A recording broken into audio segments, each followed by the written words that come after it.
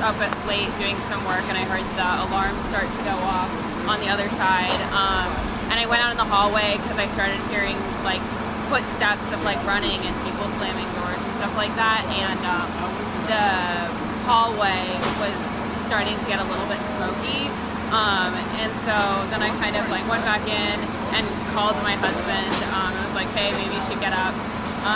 And then I went back in again into the hallway, and it was definitely starting to get smoky, and I was like, okay, we need to get out of the building. And then I went and I knocked on the doors of our neighbors, and like as we went downstairs, we like knocked on the doors and stuff like that. Okay. What was like the general reaction of people in the building as you're like knocking? Everybody's like shocked, basically. Yeah, I think people are shocked. It's unfortunate. It sounds like the man who lived there for a really long time. And he passed away in the fire. So yeah, that's going to be definitely shocking to a lot of our neighbors. So it's sad to hear that that happened. But I hope that everybody else is okay and people are able to go back inside and hug their loved ones a little closer. That's for sure. Well, you guys have been living in the building for a long time. You ever seen anything like this? Or? No, we've been here since 2019.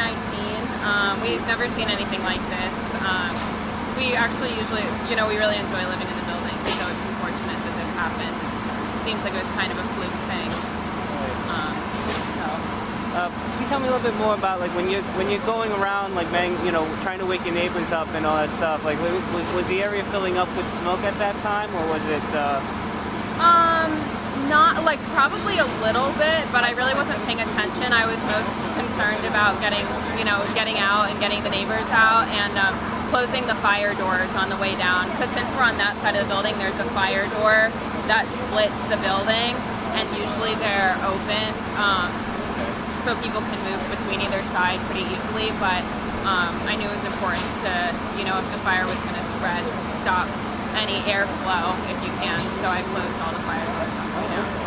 And when you came out, this is the last thing we ask you. Did you see what the fire looked like? Was it heavy fire coming out the windows? Or? Yeah, there was fire coming out of the windows. I can send you a video of it if you want. Oh yeah, no.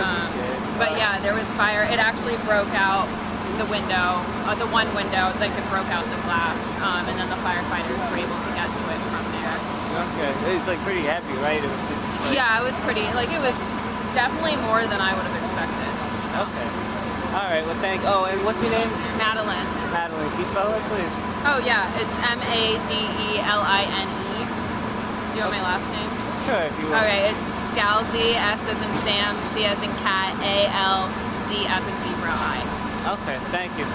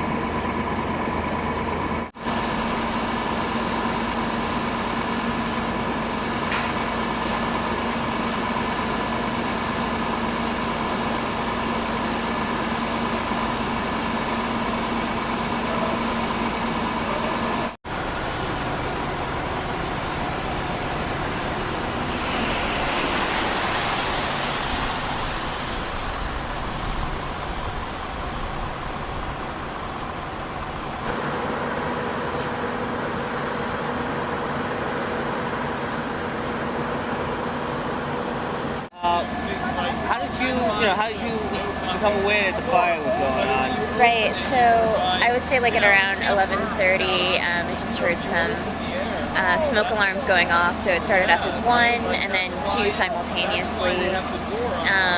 And it was just like persistent. It was going on for a few minutes. It was not going out. So my brother is staying with me and he was getting a little bit concerned. So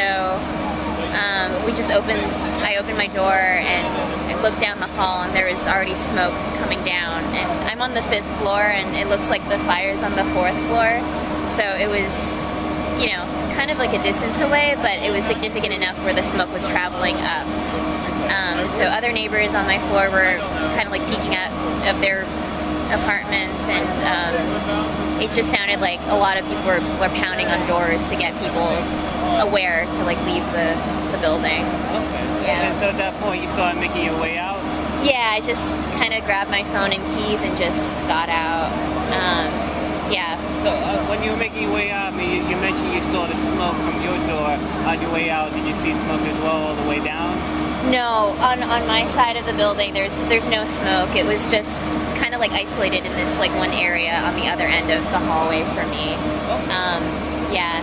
All right. And so when you finally make your way out of the building and you see the whole rush of firefighters and everything. Yeah, I think as we were going down the stairs, we could hear like the fire trucks going, the sirens. So it's just like it kind of like gradually trickled in, all the trucks coming through. Yeah, so I think as we were coming out, like more firefighters were like, they were just starting to come in, I think, and this was like maybe around midnight. Yeah. Okay, and so when you finally got out and you look back, you basically saw the fire billowing out the window at that Exactly. point? Yeah. So it was just from one window, it's just like entirely like ablaze.